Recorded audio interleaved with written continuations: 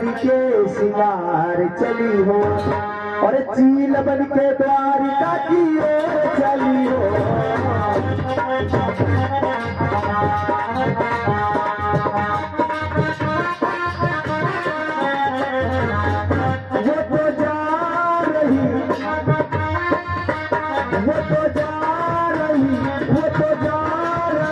सन सन सन सन सन सन सन सन सन वो चित्ररेखा करके सिंगार चली हो, चील बन के द्वारिका की ओर चली हो।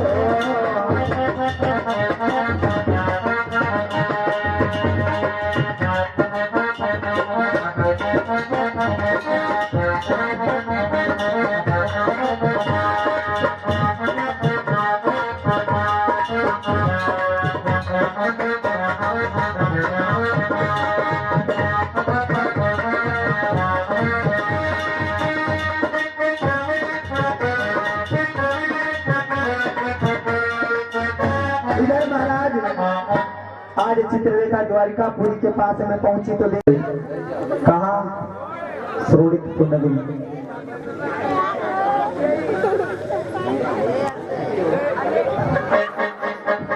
सोते हुए अनिरुद्ध को महाराज चित्ररेखा लेकर के चली है उषा के महलों के लिए।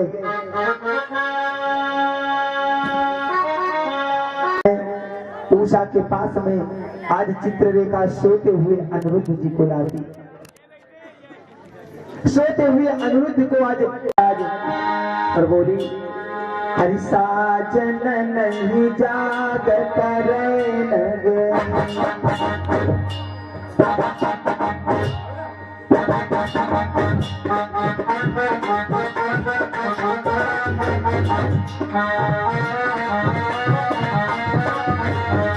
प्रीतम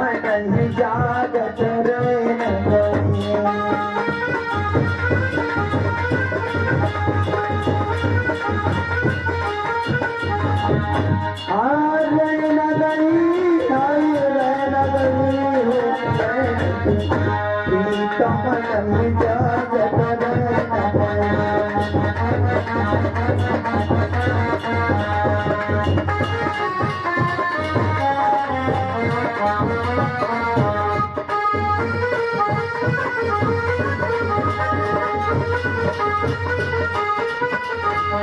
आज उषा सिरहाने बैठकर महाराज गुनगुनाने लगी।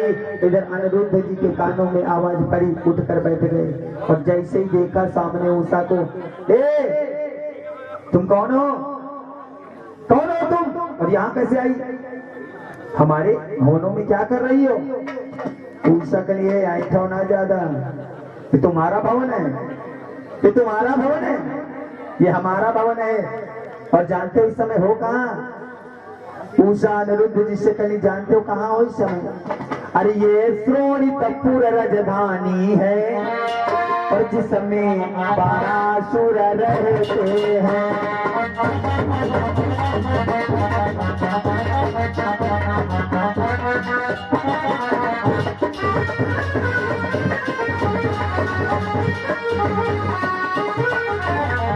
ये श्रोणितपुर राजधानी इसमें बारासुर रहते हैं, इसमें बारासुर रहते हैं। और ये घर उनकी बिटिया का है, दासी को उषा कहते हैं।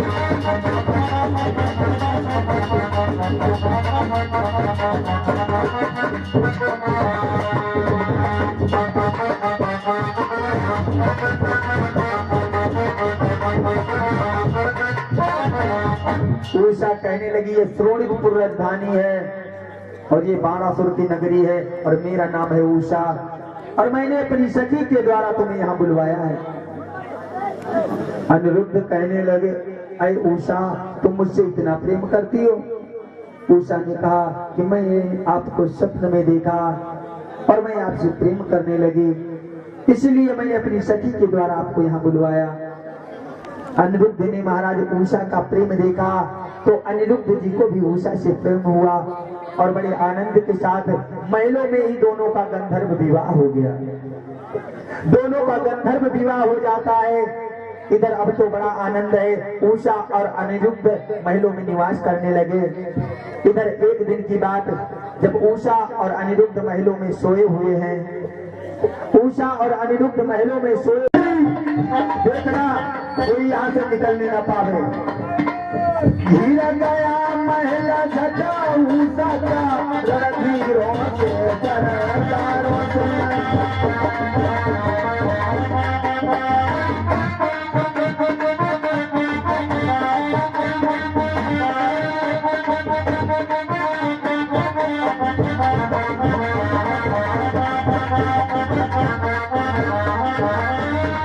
ममता का स्वागत होने लगा,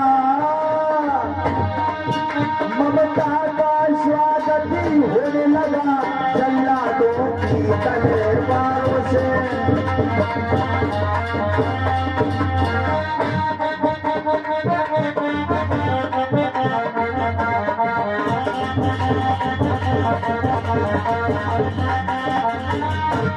अरे मंत्री, कोई भी कूड़ कमीन यहाँ कमीना है।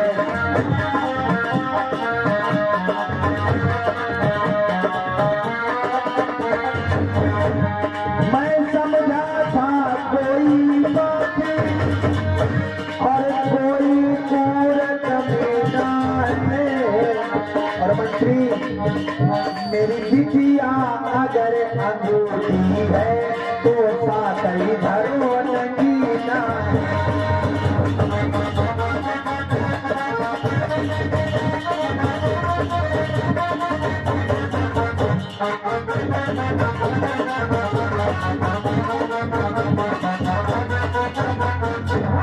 मंत्री, मेरा मन नहीं हो रहा कि मैं इसे मारूं, इसलिए मेरा आदेश है, काम करो, इसे बंदी बना लो और जेल में डाल दो, मारा नहीं जाएगा।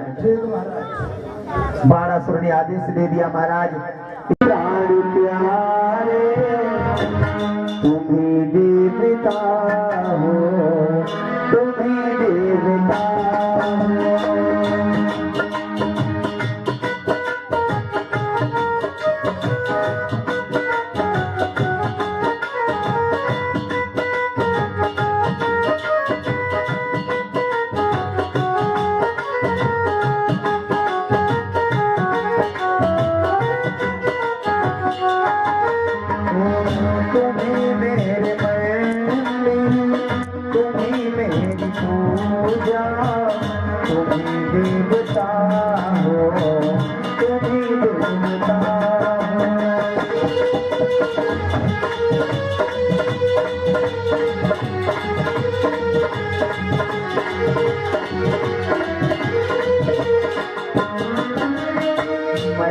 मंदिर की हूँ पुजारी,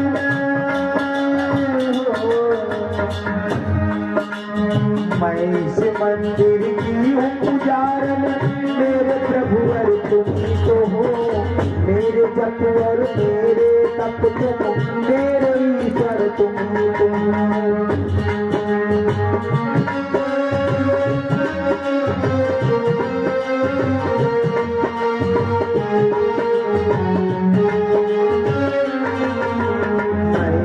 मंदिर की हूँ पुजारन, अरे मैं इस मंदिर की हूँ पुजारन। मेरे प्रभु अरे तुम्ही तो हो, मेरे जप और मेरे तप तुम, मेरे ईश्वर तुम तो हो।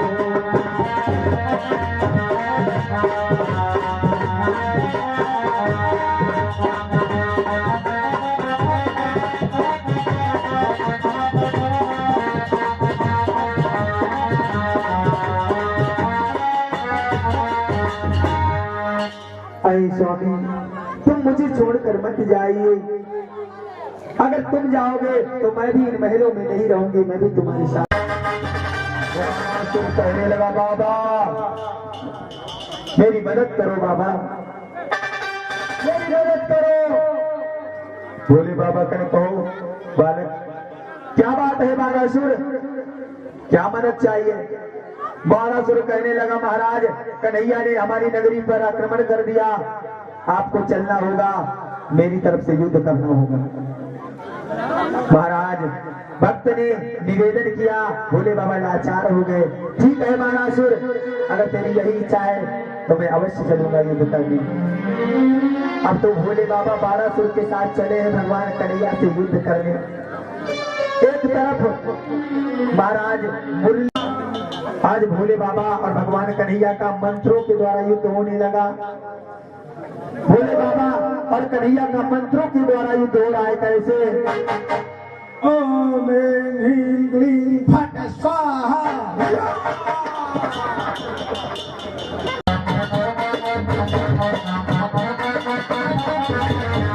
शंकर ने जब विराट पर बलहारी बारी चलाया रे, क्यों ही सारंग धनुष द्वारा प्रभु ने वो काट गिराया।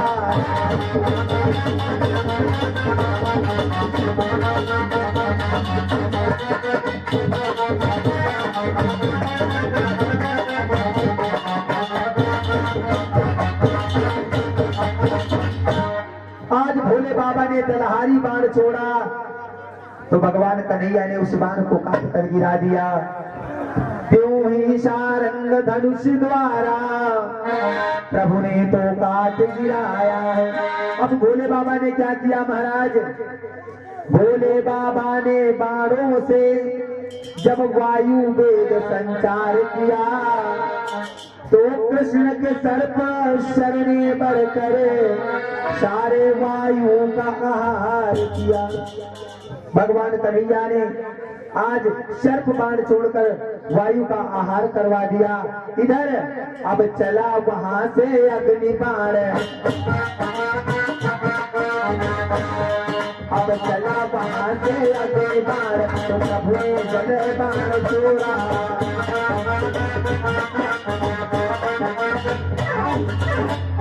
भोले बाबा ने अग्नि बाण छोड़ा तो प्रभु ने जल बरसवा दिया। जब चला वहां से अग्नि बाण तो प्रभु ने पानी बरसाया। फिर एक बार ही के द्वारा तारा दल बादल जलाया।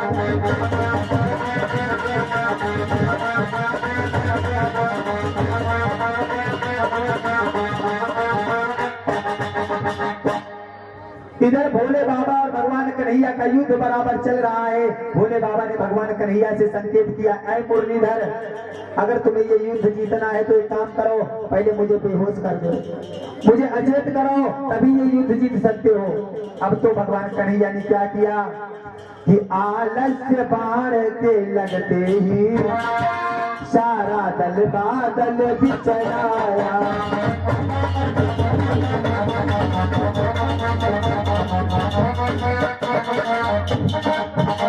भगवान कन्हैया ने आलस्य बाण छोड़ा है, सारा दल महाराज आलस्य में पड़ गया। और हुआ क्या? आलस्य बाण के चलते ही सारे सैनिक खामोश हुए। लीलाधारी की लीला से भोले बाबा बेहोश हुए।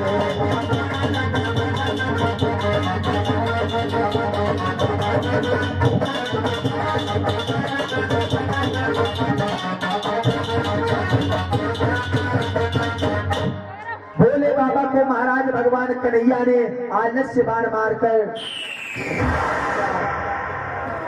अब तो बाणासुर, बाबा बाबा, अरे तुम ऐसा नहीं कर सकते बाबा, मुझे छोड़ के नहीं जा सकते।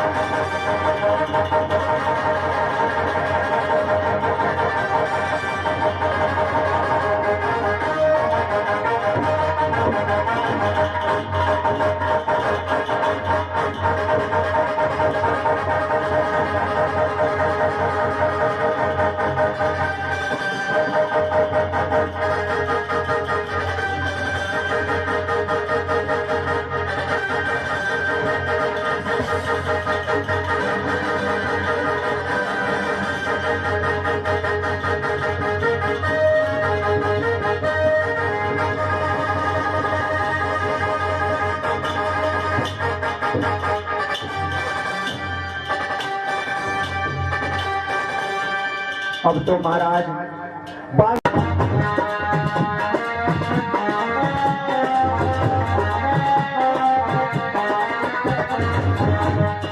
चार भुजाएं रहने दो, बाकी सब बाह छाट डालो।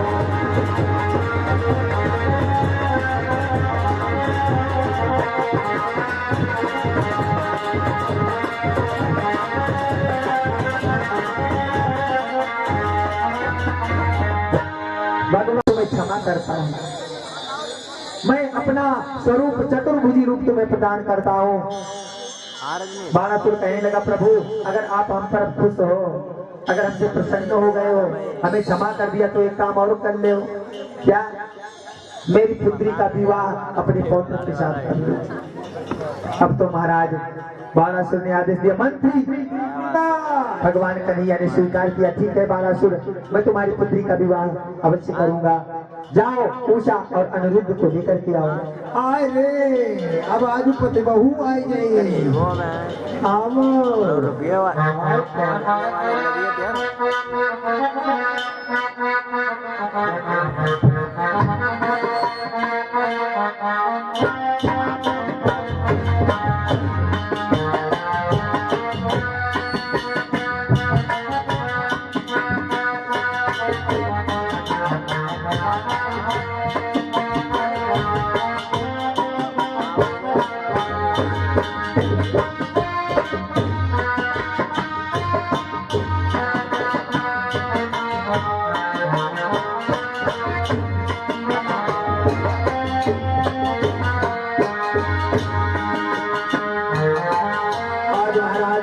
इधर उषा और अनिरुद्ध का पारिग्रह संस्कार बड़े आनंद के साथ बाणासुर के महलों में संपन्न होता है। बोले गोविंद भगवान की। आइए बड़े प्रेम के साथ सभी लोग बोलेंगे क्या, अरे डाल रही बरमाला अब तो जान की। सभी लोग बोलेंगे भगवान का नाम, दोनों हाथ ऊंचे करके एक बार, और जय बोलो सीताराम की।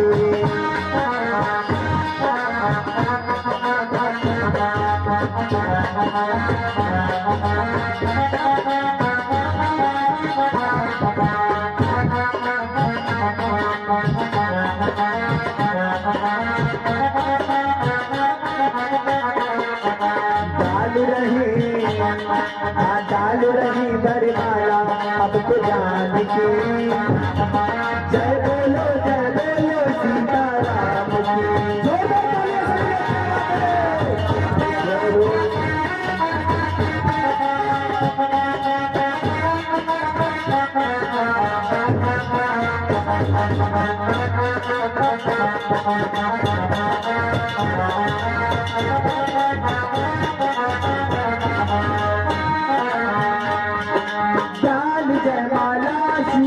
राम पाए आज सखियों ने भी मंगल गीत गाए।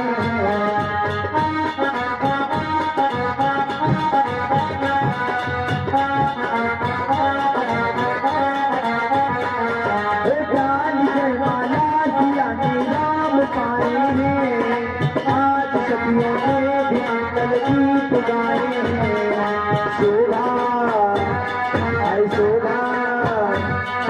शोभा देखो इनके नाम की। जय बोलो सीताराम।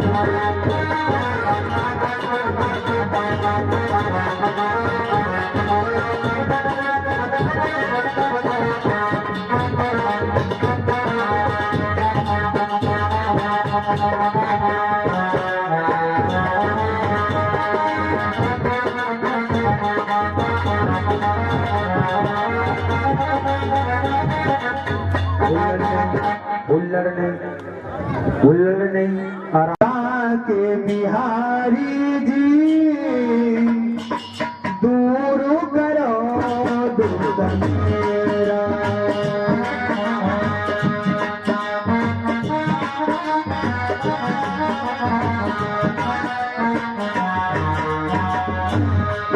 धोबा के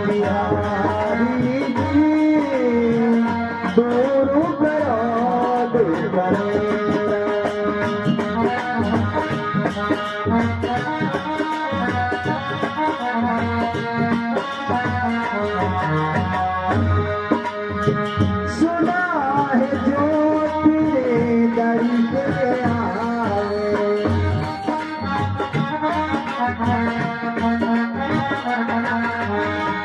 उनकी सब दुख मिट जाए।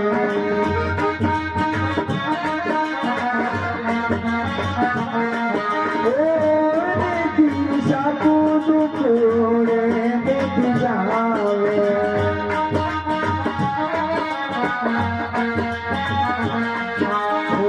शरण तुम्हारी जी, शरण तुम्हारी जी, दूर करो।